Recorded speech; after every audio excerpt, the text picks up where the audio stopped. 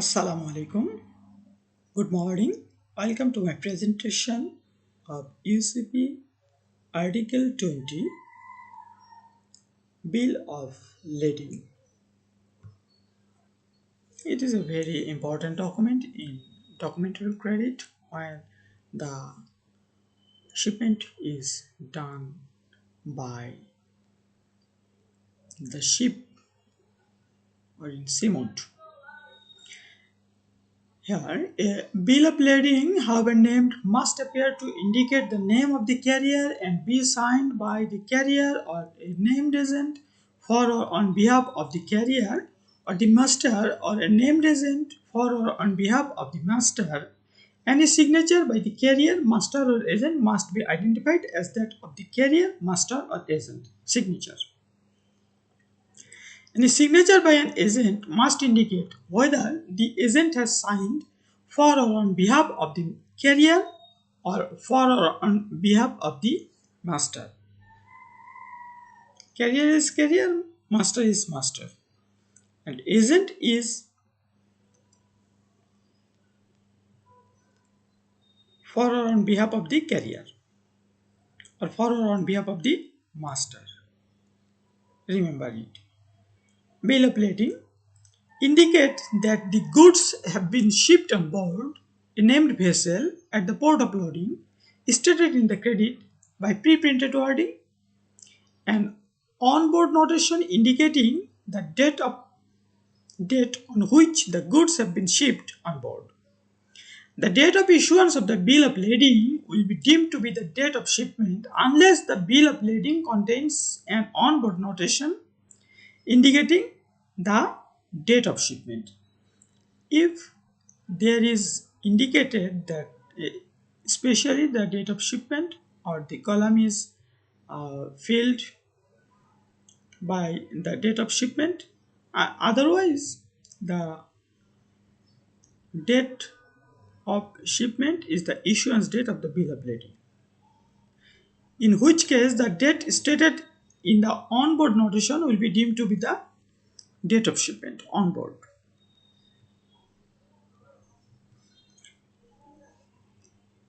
If the bill of lading contains the indication intended vessel or similar qualification in relation to the name of the vessel, an onboard notation indicating the date of shipment and the name of the actual vessel is required.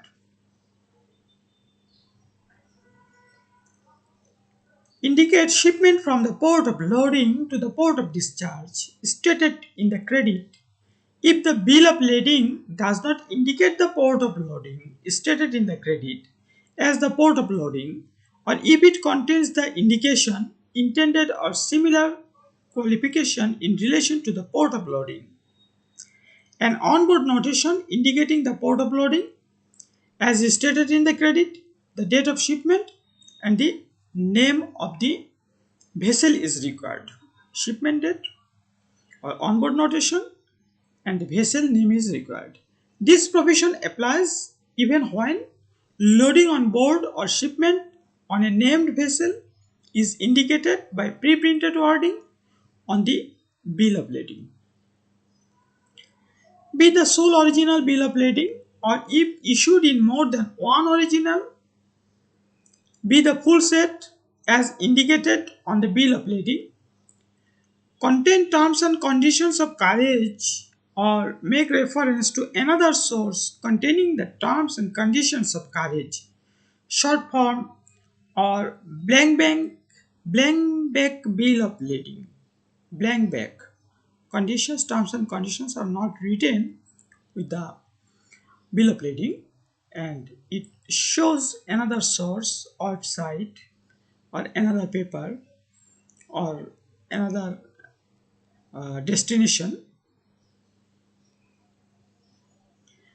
Contents of terms and conditions of carriage will not be examined.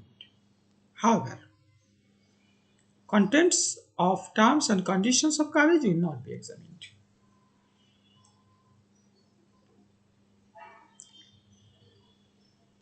If there is any confusion comes, then the exporter and importer will discuss by themselves who will contract with the shipping line. They will ask them and clear in what condition, in what container, in what temperature, and the cases when the damages are occurred will be discussed by them. Contents of terms and conditions of carriage will not be examined. Document examiner will not examine that terms and conditions of the bill of lading or blank bill of lading or seek for that website or destination. Okay. Contain no indication that it is subject to a charter party. Bill of lading must not contain no indication that it is subject to a charter party. But if it is written in the letter of credit that charter party bill of lading is accepted, the case is different. For the purpose of this article, transshipment means unloading from one vessel and reloading to another vessel during the carriage from the port of loading to the port of discharge stated in the credit. A bill of lading may indicate that the goods will or may be transshipped provided that the entire carriage is covered by one and the same bill of lading. Same bill of lading covered that transshipment. Loading and unloading to other vessels where needed. May be needed or may not be needed. Bill of lading indicating that transshipment will or may take place is acceptable even if the credit prohibits transshipment. If the goods have been shipped in a container, trailer or lash barge as evidenced by the bill of lading. Clauses in the bill of lading stating that carrier reserves the right to transship will be disregarded. That means transshipment is allowed in case of need.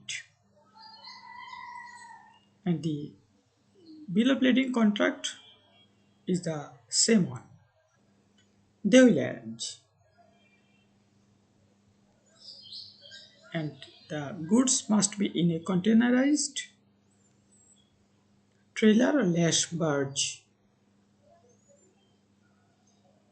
Okay. So the main conditions of bill of lading are discussed.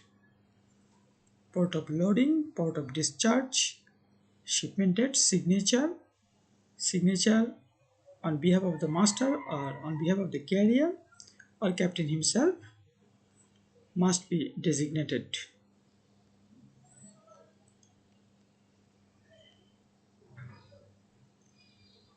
And as per Incoterms, whether freight to be collected or freight prepaid.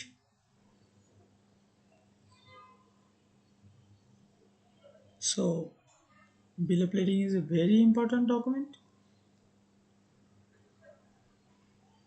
to